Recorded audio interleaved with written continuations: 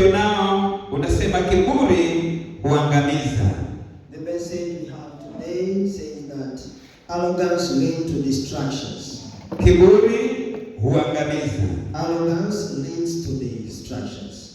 Neno kiburi si neno geni kwetu, ni la kawaida. The word arrogance is not a new word to us. For us, it's a normal word. Ni neno liko kwenye maisha yetu. It's a word which prevails in our life.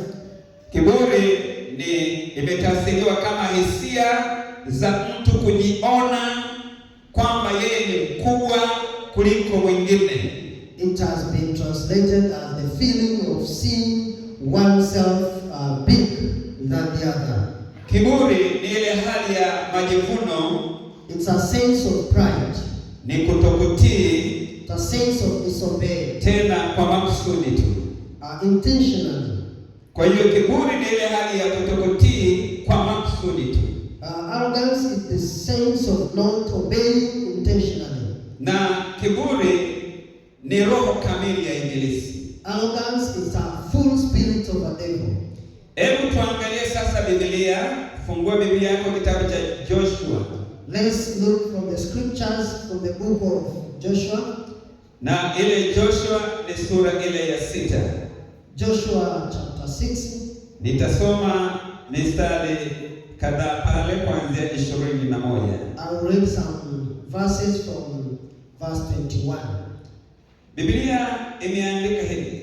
The Bible says, basi wakaangamiza kabisa vitu vyote vilivyokuwa ndani ya mji, wanaume na wanawake, watoto na wazee, ng'ombe na kondoo na punda, kwa makali ya upanga. Naye Yoshua akawaambia wale wanaume wawili waliopeleleza nchi, ingieni katika nyumba ya yule kahaba, nikamtoe huyo mwanamke mwenyewe na vitu vyote alivyo navyo, kama nilivyomwapia. Basi wale vijana wapelelezi wakaingia, wakamtoa Rahabu na baba yake na mama yake na ndugu zake na vitu vyote walivyokuwa navyo, wakawatoa na jamaa zake wote pia, wakawaweka nje ya matuo ya Israeli. Kisha wakauteremkia mji, wakauteketeza mji kwa moto na vitu vyote vilivyokuwa ndani yake, bali fedha na dhahabu na vyombo vya shaba na vya chuma wakavitia katika hazina ya nyumba ya Bwana. Lakini Yoshua akamhifadhi Rahabu yule kahaba na watu wa nyumba ya baba yake na vitu vyote alivyokuwa navyo, naye akakaa kati ya Israeli hata leo, kwa sababu aliwaficha wale wajumbe aliyowatuma Yoshua ili kupeleleza mji wa Yeriko. Naye Yoshua akawaapisha kiapo wakati ule, akasema, na alaniwe mbele za Bwana mtu yule atakayeenoka na kuujenga tena mji huu wa Yeriko. Ataweka msingi wake kwa kufiwa na mzaliwa wa kwanza wake. Tena atayasimamisha malango yake kwa kufiwa na mtoto wake mwanamume aliye mdogo. Basi Bwana alikuwa pamoja na Yoshua, sifa zake zikaenea katika nchi yote, katika nchi ile yote.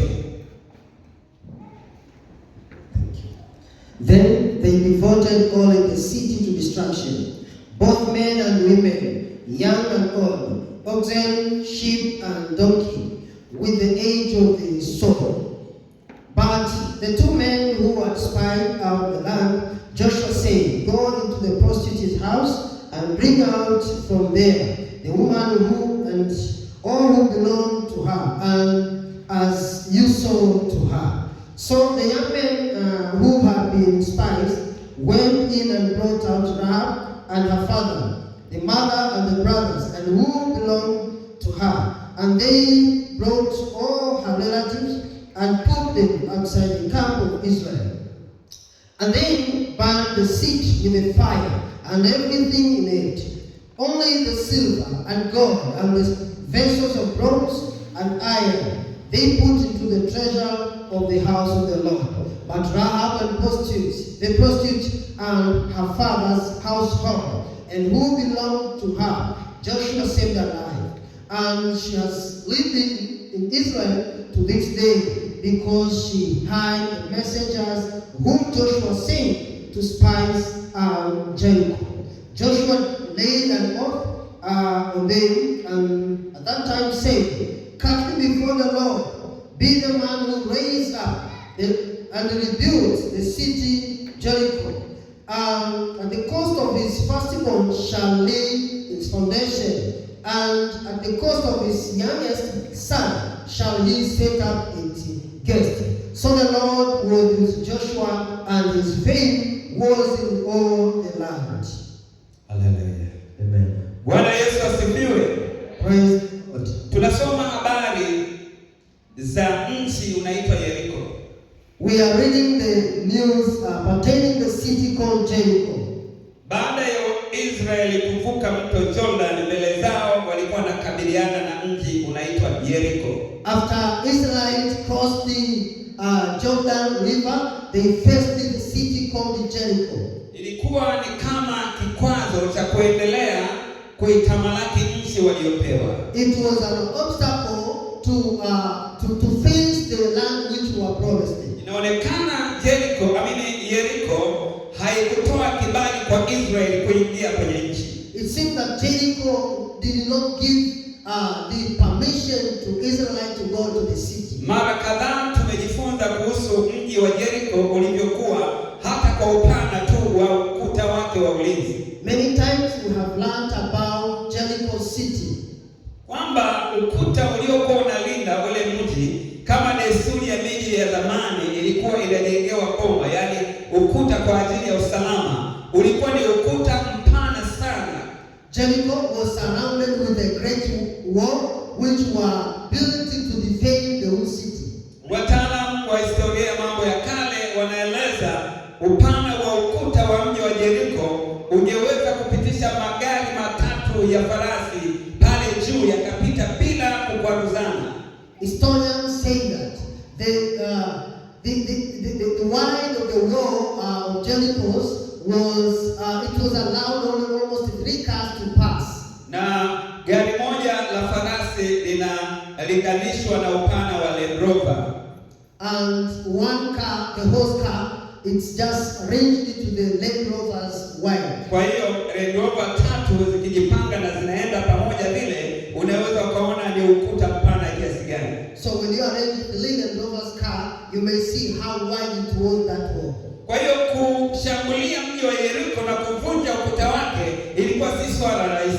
So to attack that city and destroy the wall was not an easy task. Bali na upana wa ukuta, lakini kila baada ya mita kadhaa kulikuwa na kinara cha walinzi. Apart from the width of the wall, but soon after some meters, they were facing a lot of challenges. Kwa hiyo walinzi wangeona majeshi ya maadui kutoka mbali sana. Soldiers may see the enemies coming far away from them, na kutoa taarifa ya tahadhari kwamba tunaona kama kuna uvamizi unakuja, and inform the people that we have seen like invasion coming. Lakini taarifa iliingia ndani ya mji kwamba kuna hawa wana wa Yakobo waliotoka Misri wanaonekana kuja kutuvamia. But information which were given out that it seemed that the sons of Jacob who are coming in, they seem that to be in the city. Na hivyo mji ulikuwa kwenye hali ya taharuki. So the city was not in a good mood. Hakuna majeshi yaliyotoka kwenda kuvamia Israel. No enemy which went to attack Israel. Na tukumbuke wakati wa Israel sio kwamba walikuwa wana silaha kama majeshi mengine. Mind you, by that time Israel had no weapon and others armies. Siku zote walitegemea uongozi wa Mungu wao. Always they only depend on the leadership from God. Wakati huu tunaozungumza, Musa alikuwa tayari hayupo. By that time Moses was not there. Kwa hiyo kilikuwa ni kipindi cha Joshua kuongoza taifa kukamata nchi yao. So it was the moment of Joshua to lead the nation intention to attack the city. Na Mungu alishamwambia Joshua kwamba atapaswa kupigana vita. And God told Joshua that he had to fight.